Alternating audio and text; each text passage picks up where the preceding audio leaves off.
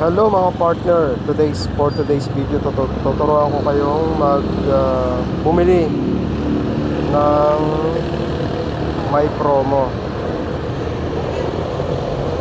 Halimbawa tong naka-promo, no? Halimbawa tong nakita nyo kung may promong 500. Halimbawa tong makikita nyo to, no, 500 pesos.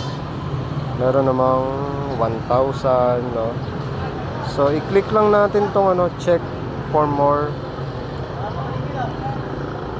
Halimbawa pag kinilik natin tong check for more, yan, lalabas yan. So ngayon kung may laman na yung GCash nyo, na transfer na ninyo dito, ano yung step na gagawin nyo? Ito lang yung step na gagawin nyo. Kung may laman na yung GCash mo, halimbawa ito, naglaman na ako ng GCash, halimbawa, balik tayo sa account.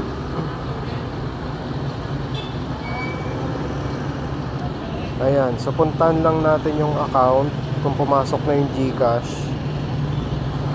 Ayan, so makikita natin na mayroon ditong 500.52. So ibig sabihin pwede na tayong kumuha nung promo, yung naka-promo na 500 pesos, no? Ayan, so i-click natin yung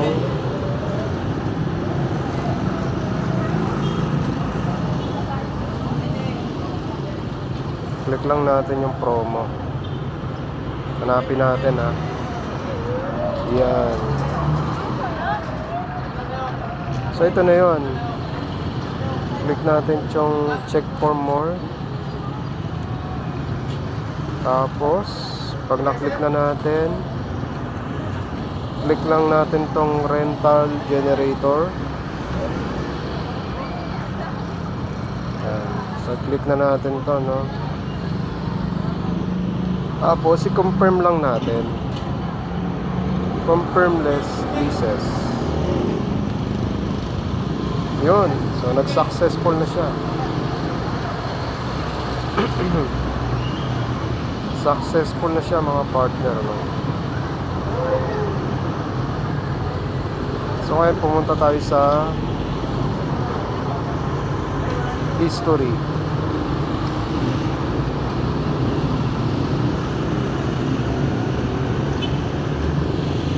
Mapapansin nyo, wala na yung ayan, nabawasan na yung yung 500 na pumunta na siya doon. Punta tayo sa history.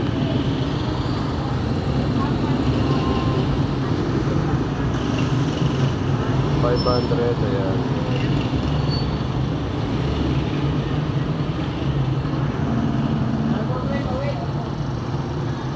Ayan na, so mamayang gabi bago mag alas 12, makikita naman ninyo yan kung magkano na yung available, magiging available yun.